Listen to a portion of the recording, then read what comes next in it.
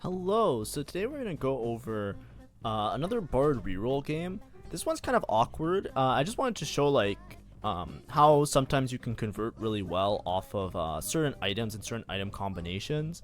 I also find it really funny in general how this BARD game went because I really feel like I missed a lot on this particular game, which is kind of funny, so to speak. But anyways, we'll go over this game and let's see how it goes. So it's loot subscription, so it's going to be a very RNG game. I feel like with loot subscription, as long as you have to play certain comps that allow yourself to spike really well off of certain conditions. For example, like the Lilia board is very easy to play around multiple different spats, so a lot of times angling Lilia when it's loot subscription is something that's really nice, right? That's an example. That's what I mean, right? When there's comps, they can either use a lot of items, use a lot of spatulas, use a lot of duplicators. Like, it doesn't matter what you're kind of playing around. It just matters that your comp allows for that to happen, as opposed to like certain comps. Like, there's some comps that are very rigid, right, where spats don't really matter that much. For example, like Reapers.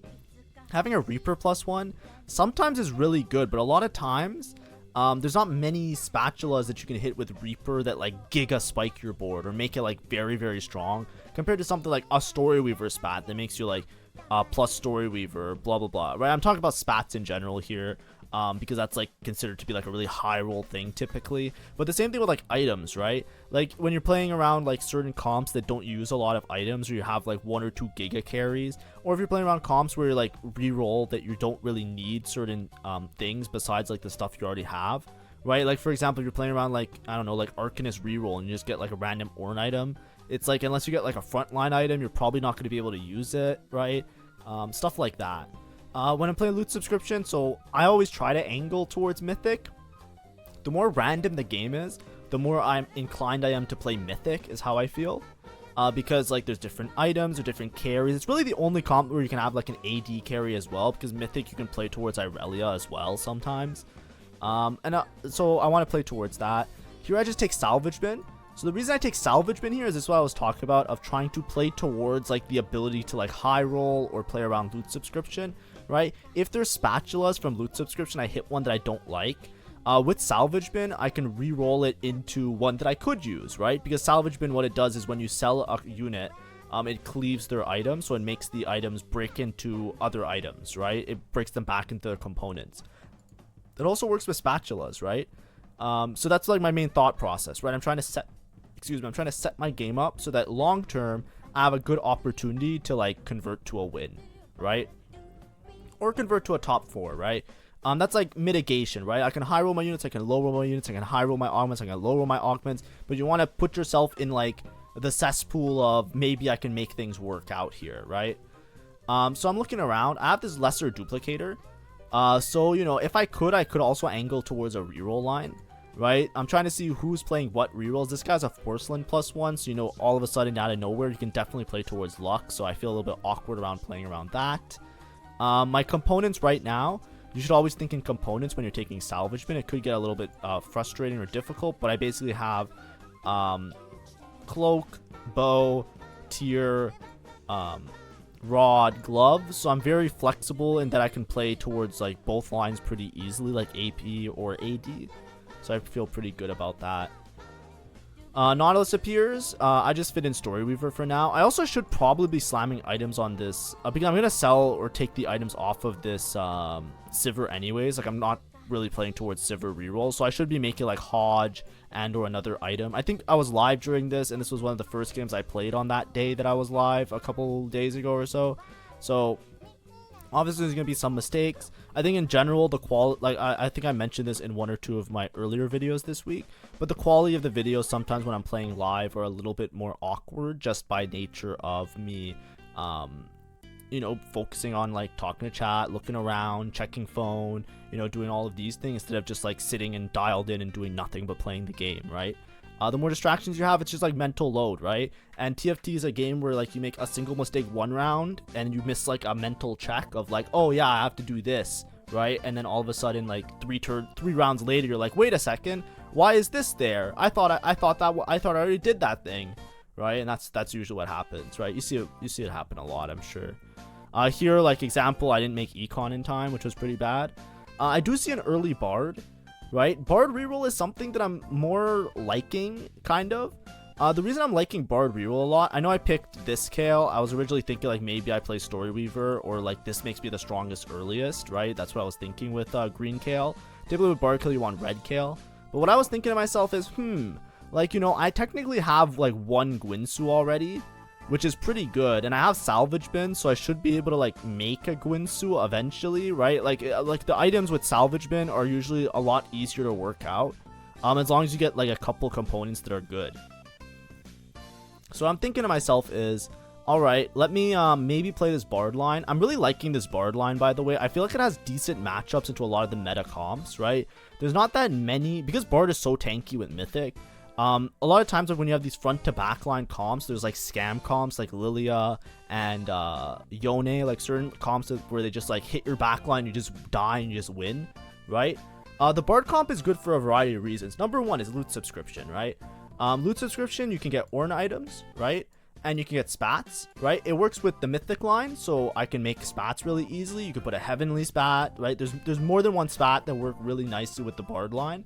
Ornn artifacts also work really well with Bard, because there's multiple Ornn artifacts that you like. There's like Exodia for Tahm Kench is like Forbidden Idol, right? One that has a little bit better stats because it's less forcing but equally as good as Eternal Winter on Tahm Kench. If you look at the stats, Eternal Winter and Forbidden Idol are very close. Considering how broken Forbidden Idol is on Tahm Kench, Eternal Winter doing just as good. It's just the nature of it being easier to play around. And then you also have Wit's End on Bard, right? Wit's End is like really strong on Bard, as it's his best item. And a lot of times like these items are enablers, right? If you hit any of them, you could force into the line because they make you so strong and so stable, even at 2-star variations of the units, that you'll be able to make it there, right? Here I'm finally realizing that I didn't slam my items. So now I'm just making IE. Like I said, they will break down when I sell the Sivir, so it doesn't matter what items I make here, as long as I make items. But I took the Bard just so I have Bard pair. The more safer play is to take the component, right? Just to take the bow to lock in the bow. But for me, at least, I'm thinking to myself, okay, I'm probably just going to play Bard in this spot, and I would ideally like to play Bard. I think there's one other person that might play Bard, but I'm unsure, right? I'm unsure if they're playing Bard. See, there's these Bruiser players that are all going to hold Tahm Kenches. That's like the biggest problem, right? There's 2 Bruiser players. So I'll have a difficult chance playing around, how do I phrase it? I'll have a difficult time playing. I don't know why there's like these question marks. I don't know if it's this guy or if it's somebody else pinging or whatever. I should have deafened. But I remember in the game I was getting annoyed, because I think there was sound effects. Anyways, what I'm trying to say is that hitting the Tahm Kench 3 is going to be an issue. Now, I think I talked about it before. I definitely did a Bard video very recently where I talked about this. Something that you should always consider is the fact that if you hit one or the other, there's ways to play around it, right? Let's say you have a Tahm Kench 3 and you don't find any Bards, right? What you could do is you could just play 4 trick shot, right? You just pivot into a 4 trick shot backline to up your damage of your backline, because the extra ricochets from the trick shot will do more damage, and then that compensates, right? It helps you to compensate. Here, I don't expect to hit Tahm Kench 3. So if I'm playing towards Bard and I don't expect to hit Tahm Kench 3, what should I do? After I hit Bard, if I don't hit Tahm Kench, then I will just push levels and add in an extra frontline unit, right? So that, you know, if Tahm Kench dies, there's at least another unit, maybe preferably a 4-cost unit, right? I'll find a 4-cost Bruiser, put him in, and he'll buddy with Tahm Kench and help out my front line. That's the way you should always think when you're committing towards certain lines that are reroll, right? With reroll, you're staying a low level in order to roll for units to make them 3-star variations so that they're very, very strong and they can beat your opponent, and you just win the game and everything's happy, and you go home and everything's wonderful, right? When you're playing reroll lines, though, and you don't hit your units, you have one of 2 options. You either have to sit there and continue rolling and hope that you hit your units, or you can push levels to put in better units, put in other units to help strengthen your board, right? Because the spike from Tahm Kench 2, if you have like, let's say like I have 3 Tahm Kenches, right? If I roll my gold down, I'm not just going to magically hit 6 Tahm Kenches in one shop. You can only see 5 Tahm Kenches in a shop. If you look down at the bottom of the screen, there's only room for 5 units. So if I'm missing 6 of them, I ain't going to hit that very easily, right? So a lot of times what you should consider to yourself is there a reason that I have to roll for this unit? Obviously, that is the best play, right? If I'm looking to like get as much, how do I phrase it? Obviously, that's like the best case scenario, sorry, is hitting the 3-star of everything and just winning the game. But if you're playing for like a top 4, right? If you don't have everything set down, if you're like struggling out here and you're not hitting hard, then you have to look at your money and say, okay, do I just push levels and throw in an extra unit? Because throwing an extra unit, that's an immediate power spike, right? Especially if it has a synergy that helps your board. That is an immediate way to make your board a little bit stronger, right? And that's what I'm trying to say. That's what I'm trying to illustrate as a point, right? Oh, also, I think my inking app didn't work. Oops. I've been drawing on the screen this whole time. There we go. It's back. My apologies. I thought it fixed. It looked like it started up properly. But yeah, we're basically just trying to lose streak a little bit. I have a lot of gold, right? I'm very rich, and I'm just playing towards these. I didn't make the 50 threshold because I'm holding a couple expensive units. Also, I talked about my poor mistakes with the item slams early. That made a little bit of an issue. And then here, I'm just looking for, like, Impenetrable Bulwark is really good. And Final Ascension is also alright on Bard, but Final Ascension, it really, like, okay, so first of all, Final Ascension is pretty good because it just helps you deal more damage, right? But the main crux is that you have to hit, like, the 15-second mark. For me, I just take Radiant Refractor because in my head, I'm like, it gives me a component anvil, and I have Salvage Bin, so I'll be able to make another item really easily. So right here, that's what I do, right? I take the bow. Now I know that I'm going to have double GUINSOO, right? If you count how many rods I have a rod here, I have a rod here, I have a bow here, and I have a bow here. Radiant GUINSOO on Bard is very strong, so I just make it instantly. I think it's his best Radiant item, and it increases the average placement by a little bit. It's not, like, essential, because double GUINSOO is obviously still fine. But the fact that I don't have... I already have a little bit of Shred, because I have the Shred Kale. If you remember, my Kale is Green Kale. So Green Kale, instead of Red Kale, I want to make sure that I have a little bit more attack speed on this guy. And now I'm just trying to figure out what I want to make with my leftover components.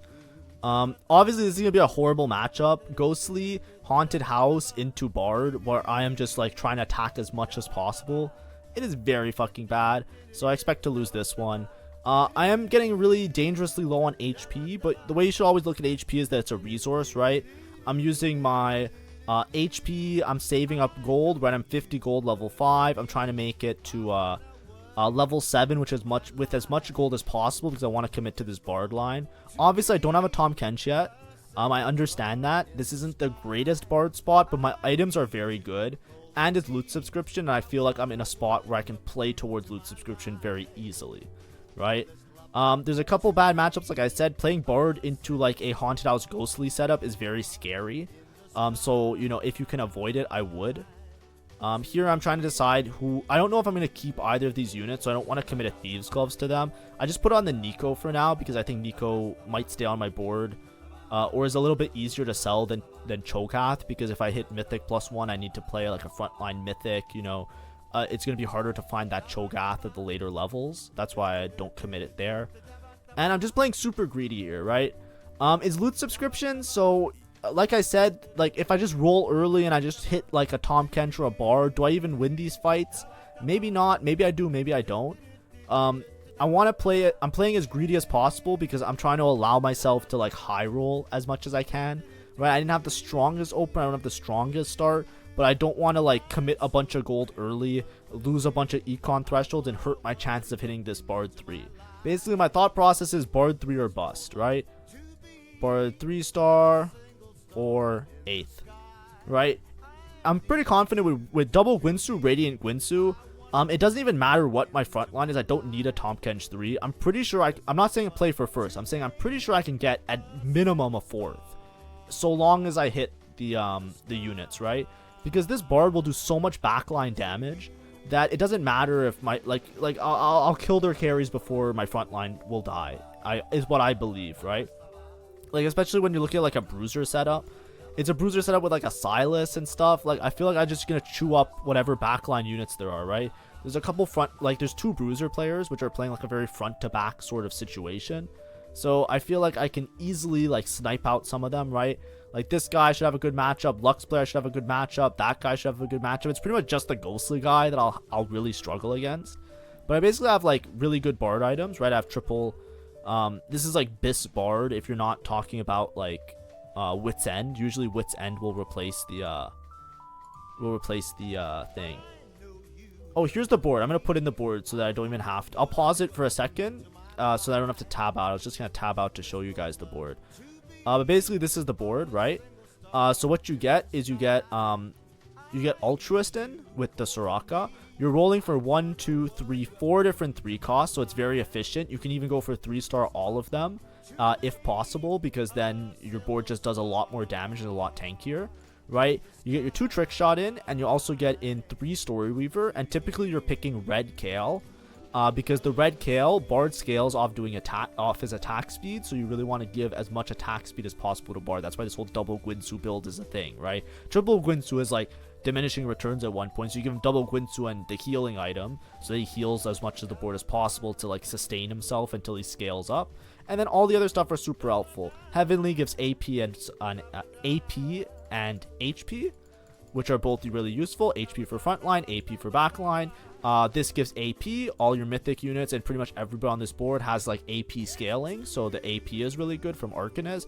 And then Bruiser gives everybody HP as well as your main Tahm Kench trait. And Mythic helps all of your units because it gives AP and HP, which is the same thing that everything else gives, right? The whole board is AP HP, right? AP HP, that's all you have to think about.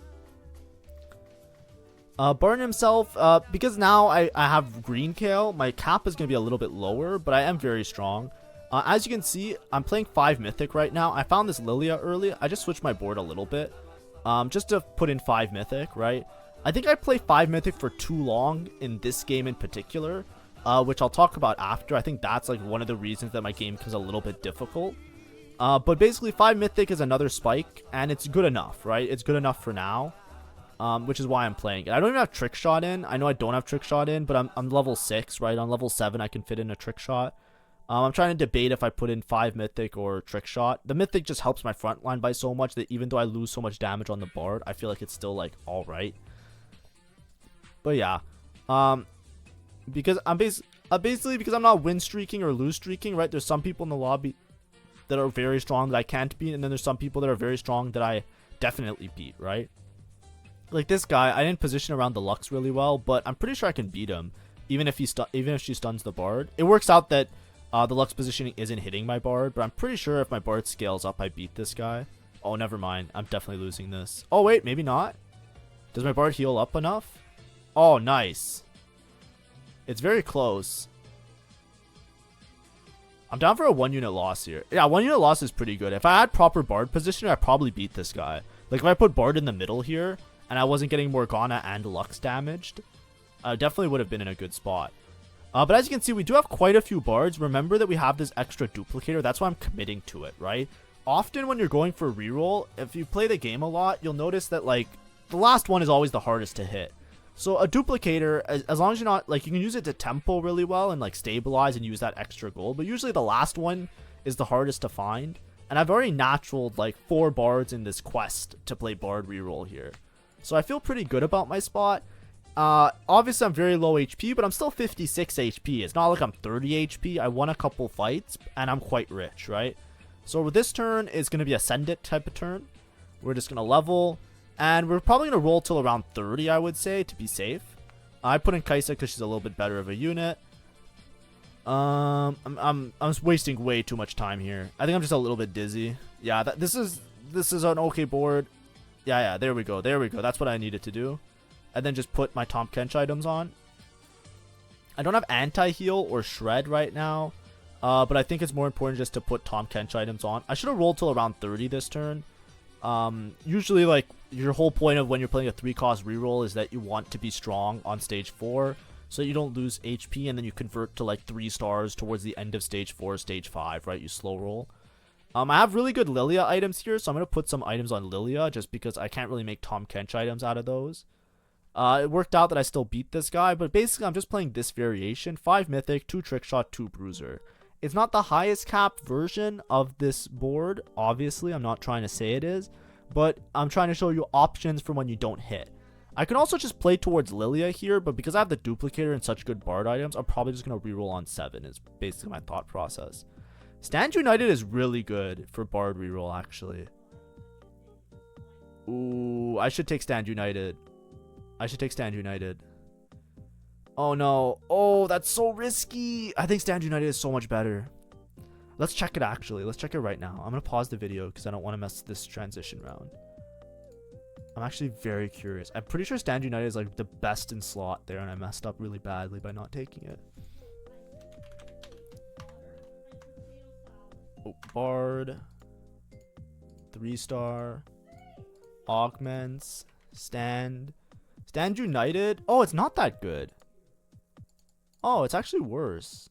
What are the best augments? What are the best gold augments? I'm curious. I thought it would be really good because you get a lot of value off it. You have so many traits in. Yeah, scoreboard scrapper. That's like a Kaisa variation. How do I put like 3 altruist? Like I'm trying to find like, yeah, this variation so I can see. Combat caster, obviously martyr, unified, jeweled lotus, inspiring epitaph. Stand United is actually not good. It's only good if you hit like really high augments, but it's not like one of the best ones. Dragon Claw is really good. Grab Bag's really good. Yeah, you have. I'm actually surprised by that, but you know, maybe I'm just overvaluing Stand United. All right, never mind. It wasn't that bad of a choice here. Dynamic Duel though, I think is definitely very risky. I think I was just taking it for gold, right? Because it gives 20 gold now. So I'm just taking it, and I actually high rolled that it hit the Xayah, because Xayah turns into Rakan, and then you play around Rakan instead, which is actually very, very good. I found a Sivir. That's nice. I wasn't even holding a Sivir. I didn't even find a Sivir earlier. I'm trying to debate if I should switch to this board. So I definitely think that switching to this board now would be better because the Lilia isn't that good. Right? Yeah, I should just pivot off this board. I think this is one turn too many. Right? Like I was playing around this board until I was stable. But because I have Soraka 2 here, as well as this Riven, I definitely should pivot to the other board. Also, this guy just hits Forbidden Idol. I'm pretty sure this Tahm Kench is unkillable. Oh, man. This sucks. Anyways, this is Forbidden Idol Tahm Kench if you're curious. I know he has Radiant Redemption, but I have Radiant GUINSOO. Watch this. Look, I'm stacking to like 150. Who wins? Me or the Bard? Or me or the Tahm Kench? This is literally unkillable. It's okay. I did hit really hard on this. That was such a risky play. If you don't know, Rakan is so useful because you're playing around Altruist anyways. So the highest cap, like you're level 8. If you have Rakan, it is so good. Like this is the best thing you can hit to put it on level 8. So it's 100% one of the best things. I should just sell. I should sell. Put the items on Soraka. I should probably put anti-heal somehow. I don't really have anti-heal items though. I should just pivot. Yeah, it's 2 turns too many, right? 2 turns too many. Having Altruist in is going to be more beneficial than this 5 Mythic, because even though my units have HP bonuses, it's just not worth it, right? This Lilia is not compensating for the damage that I would get from having Altruist in, as well as Heavenly in and Soraka and all of those units, right? So that's like I don't know, 20 HP I sacrificed here. It's a little bit messy. I'm also playing Bard without any real combat augment. I probably should have just taken Stand United. The 20 gold, I'm not even using it, right? Like it would have made more sense if I spent that 20 gold instantly to hit the Bard, but I didn't even use it. I didn't even roll that aggressively. Oh, this is good though. I can get a Moonstone Gem. Moonstone Gem in a tier. Tier turns into... Like, I don't have anti-healers. I know I'm going to have Shred when I put in Story Weaver board because I have Shred Kale. That's why I'm not prioritizing Shred right now. But I should prioritize anti-heal. But this time it was because, like, it's a 5-cost Moonstone Gem. I have to take it. It's still really good. But yeah, anti-heal would be really big here because I am playing a lot of Bruiser boards. So you really want to make sure they mitigate their HPs. Yeah, just pivot nicely. There we go. Put in Riven, Sivir, Riven, and swap the Nico out, sure. And then yep, Zoe, and then put in Bard upgrade. And then I just need to find one more Bard. This is why I was playing super greedy. I should have rolled like a turn earlier. Duplicate the Bard. I missed it. Oh, do I lose this fight as well? Oh man, that's an APM diff. I just put Moonstone on Tahm Kench because I don't have another Tahm Kench item. And I think Tahm Kench will live the longest, so I'm just giving him the HP because I think it's like beneficial for me. Oh man, I was so dizzy. Oh. That's like 3 turns that I just lost for playing bad. I'm not sure when this was. I think this was, looking at my tracker, I think this was like one of the first games of the day that I played, maybe. And that's probably why I'm just playing so shit. Because I'm always, like, you're always a little bit rusty out the gate. Like, I suffer from that as well. Just like you start the game and you're a little bit rusty. But I am very rich. I'm in such a good spot. Like, if I did this last turn, right? If I was like a little bit better at pivoting my board. This is like a rusty diff. Like, I think if I was fully paying attention. Like, now I think I'm strongest in the lobby. Like, I know it looks really dumb. Like, I sacrificed like 3 turns. I'm pretty sure this turn I'm the strongest in the lobby. I don't think there's a single person in this lobby that beats this board right now. I'm 3 Ultrist, Rakan, in the board. Like, this guy's ghostly. This is my worst matchup. Like, I'd be surprised if he wins without a 3-star frontline unit. Like, I'm fairly certain that I'm strongest in the lobby by far. I got shredded because I finally put in this fucking Kale that I've been waiting for. I have Moonstone Gem Tahm Kench. This guy's not gonna die anytime soon. Look at this. This is my worst matchup, arguably, right? Because ghostly stacks, like, as long as they like kill 1 unit and the stacks start to like accumulate on particular units, like, this was my strongest, my weakest fight. Like, this was my hardest fight, I'm pretty sure. And I just railed him. If I did that like 1 or 2 turns ago, though, I would have been in such a better spot. And I think that was the point of taking this dynamic duo, is that the extra 20 gold would have made it so that I can roll down all my gold and level.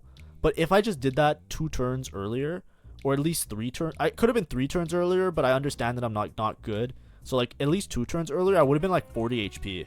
Like, imagine this board with 40 HP. Like, holy, I would have been up here. Like, I wouldn't have lost those last 2 fights, I don't think. Obviously, it comes down to, like, if I actually hit the Bard. I did find a lot of Bards on the roll down. But it wasn't particularly the high roll because I had the thing anyways. The most high roll thing was hitting the Rakan here, if I have to be completely honest. Okay, we pop Ornn Artifact, and we do not hit anything, right? If I got Forbidden Idol, I would 100% remake the Tahm Kench. Right? Or I would like swap items out to make it so that Tahm Kench gets Forbidden Idol. Locket is good on Riven, but I'm not sure how important it is. Here I just take Deathfire. Cause in my head I'm just like, you know what? Just make her do a little bit of extra damage to the Soraka. Make sure that, like, you know, if there's like a weak frontline unit, it just dies so that I can like properly scale up my my Bard. Right? It doesn't hurt. These items aren't necessarily the best items. I'm keeping the glove for Thieves' Gloves. I kind of committed to not having anti-heal right now, which is a little bit scary, but I'm just hoping to out DPS a lot of these fights if there is somebody that's healing a lot. The Bruisers are a little bit scary because I think one guy has Martyr, like he has the I forget what it's called, the support item that heals percentage HP. But I'm trying to make it to level 9. If I make it to level 9, I can fit in Dragon Lord, or I can fit in like something else, just something for fun. Right, Irelia would be nice, sure. I can maybe fit in Exalted. I don't think Exalted's good this game for me, though. This guy is very strong, by the way. Going for Galio 3. Holy. Some people have really good spots here. I have to position around this Lux player, though. That's my only problem. Yeah, so putting Kale. Kale should always be, like, somewhere close to Bard, just to ensure that I'm getting maximum amount of Shred. Oh, this is great. I love this from me. So I put the Kale in the front because if you don't know, Lux Stun only hits the first 2 units. So I'm trying to like body block my Bard so that he doesn't get like randomly sniped by something. So even though I lose the Kale, I'm just using her as like a pawn, right? That's the same reason why I put Sivir in front, because Sivir buffs adjacent speed. So it's probably better just to put Sivir actually. Never mind. I'm not cooking. I'm not really cooking. I should put Sivir in front of the Bard and Soraka and Kayle like over here probably. And that would have been a little bit better positioning. But yeah, I'm pretty sure I'm strongest in the lobby. It just took me a little bit of time to get there. Sometimes you have slow, groggy games, you know? I'm not immune to that. And I was streaming, so, you know, I don't blame myself. Whenever I watch myself in a stream game, I usually, like, think to myself, okay, what happened in that time? If I ever go to actual VOD, like, where I see my own dialogue, I'm like, oh, yeah, I made a really bad mistake that turn. I go in my stream, it's like, oh, yeah, I was talking to a chatter. Or, oh, yeah, there was a graphic designer that was trying to solicit work from me. You know, like, you know what I mean? Like, it gets so distracting sometimes. Like, it just, even if nobody's there, because I'm not like a big streamer, obviously. Like, you can see my YouTube channel. This is like more popular. This is more bussin' than my streams on a day-to-day basis, right? But when you're like, whenever you're doing anything, right, besides just playing the game, like, just having the fact that, like, oh, I'm live, I should check if my stream is up, I should check if my phone has a message, I should check if there's a chatter here so I can say hi, right? Because there's like so many things that go through your head. Sometimes it just like you make like dumb mistakes, and it's like, oh great. I don't know when I made this though, because when did I make Spark? I don't even think I need Spark, honestly. This fight is awkward. Wait, this guy's very strong. Oh no, I might be able to win, but I don't think so. Oh god, how did this guy get so strong? Faded +1. Last Augment was Faded +1. This guy's so strong. Never mind when I say I was strongest in the lobby, by the way. How does he have 2 Faded emblems? That's what I'm trying to figure out. Did I get an emblem somewhere? Was it a gold orb drop? And what did I get? I don't know. This guy's very strong. Okay, now it's a little bit scary because I forgot about that guy in the lobby. That guy is definitely stronger than me. But I'm pretty sure I beat everybody else.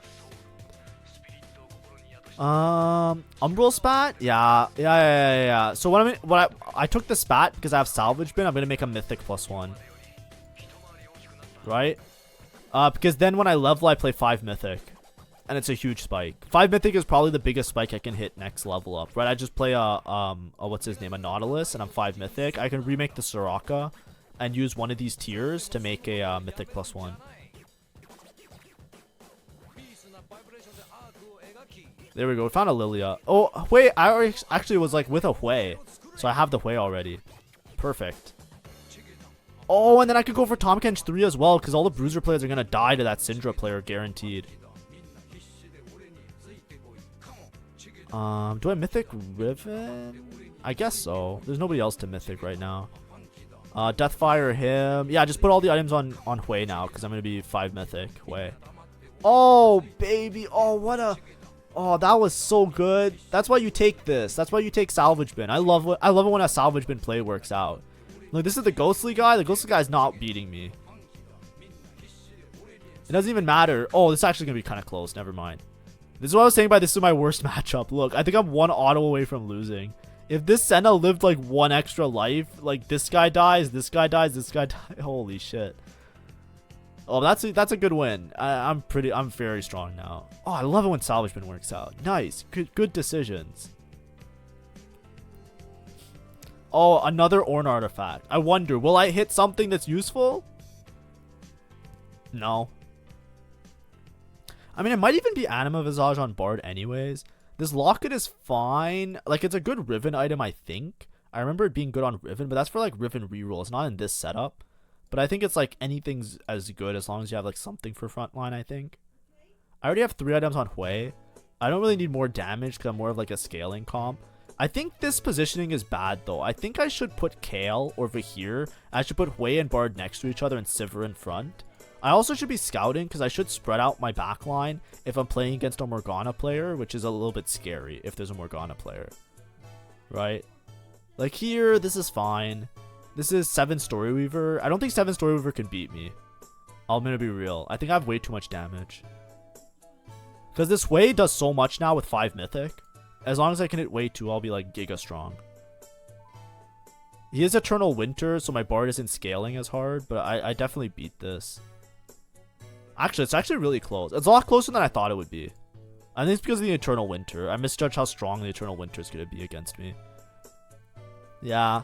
We're like riding it really close, but this is what I was saying. Like, imagine if I was like plus 20 HP. If I was plus 20 HP, wouldn't I be so much in such better of a spot?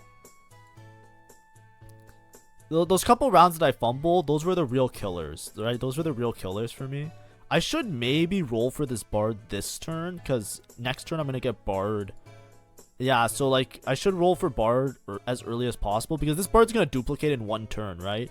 So what I want to do is I want to find the 2 extra copies of the Bard. Or sorry, Tom Kench. I'm trying to find the remaining 2 copies of Tom Kench, so that I can hit the so I can hit Tom Kench 3 on the duplicate, right? When Hui duplicates the Tom Kench, he makes Tom Kench 3.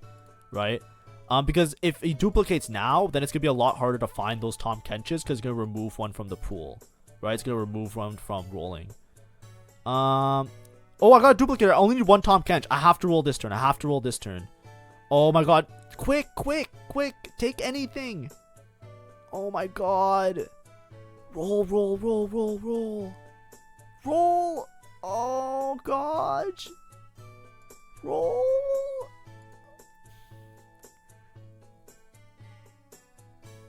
Okay, I got it done, I think. Was Umbral +1 better? Not really, right? It's kind of useless anyways, the spat. I should put this on the Zoe, though. My Zoe's my next damage. This guy's one off of this, but I can't really stop it, right? I rolled anyways. But even if there is a Galio, I can't really hold it, because I need to find this Tom Kench. But I think I beat him anyways. I don't think this guy beats me. Right? Yeah. I just have too much backline damage, right? See, even though this Tom Kench is healing and unkillable, I have enough units now where I actually can out DPS as long as my front line doesn't die. Right? So if you look at my Tom Kench with like 5 Mythic and 4 Altruist, right? This is what I mean. Like, it's impossible to kill him, but if it's like 5v1, he's gonna die. And it's a top 4. I don't think, what happens this game? I'm pretty sure I just get 4th. I think I'm gonna absolutely fuck up really badly in a turn. I'm pretty sure that's what's gonna happen. I wonder what. Okay, chat, why do you think I fuck up? Or what do you think I do wrong here? I'm just rolling for Tom Kench 3. Oh, I hit it. I hit it. Nice. Alright, positioning. Oh, I see what happens.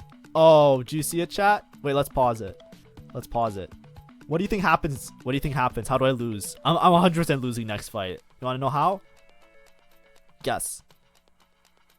Alright, let's watch. Oh, it was so bad. Hello. And I'm stuck on the Shen, so I'm never gonna kill it. Oh, God. This was a hard matchup anyways. I might have lost anyways, but I don't think so. I'm pretty sure. I think I lose anyways. Right? Because the problem is like, even though I lost this fight, right? It's just a really bad counter matchup, right? He has Shen 3, right? He has Shen 3 with like a really good healing item on him. And I don't have anti-heal. So if you watch, like, even though my Bard dies really early, if you look at the ghostly stacks, the ghostly stacks are insane. Right? So this is like as much damage as my Bard does, and then my Bard dies like right here. Right? There's so many ghostly stacks already. If you watch this fight, I lose this fight within the next like couple seconds, right? Like that happens, and then this happens, and look, my Tom Kench is already dead. Like if I was in this moment of the fight, do you think I win with just my Bard? It's like probably not. Like I know I think it would have still been close, but I definitely misplayed the positioning there, obviously, right? But it's a 4th, right? It was a little bit of a shaky spot. If I didn't make so many mistakes, I would have been plus, let's just imagine that I didn't mess up. I would have been plus 20 HP, right? If I was plus 20 HP, wouldn't I be like somewhere up here, right? I can afford to lose to the ghostly player because I would be able to like play for like a top 4. But that's fine, right? Obviously when you make mistakes, things happen. Hopefully this was still an enjoyable video. I like to point out the mistakes and all of these things because I think like obviously it's going to be helpful for you not to make those mistakes, right? You can play 5 Mythic, but without like a Lilia 2 is not better than playing like a proper front line, like structured board where you're playing like Altruist, which gives you armor, Bruiser, which gives you Tahm Kench extra stats, right? Heavenly, which gives extra HP and all of that. But I could have definitely, like, you know, it was if I played a little bit better, it was a guaranteed third. If I played like a lot better, I probably can go like somewhere up here, because this matchup is really good for me, right? This Lux matchup, as long as I position in a way that the Lux doesn't hit my Bard early game, I'm pretty, these two units are very frail in the backline, so the Bard matchup is really good into it. You can treat it the same way as like Reaper into Lux. Reapers do really well into Lux because they just dash in front of the Lux and they just kill her before she kills your backline, because you don't have a backline to kill, right? And this guy, I think I already beat this guy, so I was already gonna win against him. It was just a ghostly player. You know, it is what it is. Anyways, hopefully that was enjoyable. Sorry about late uploads and all of that stuff, but yeah. And if you were a couple subs away from our subscriber goal, I'll probably advertise a little bit more next week. But yeah, hopefully that was a fun video for everybody. Bye bye.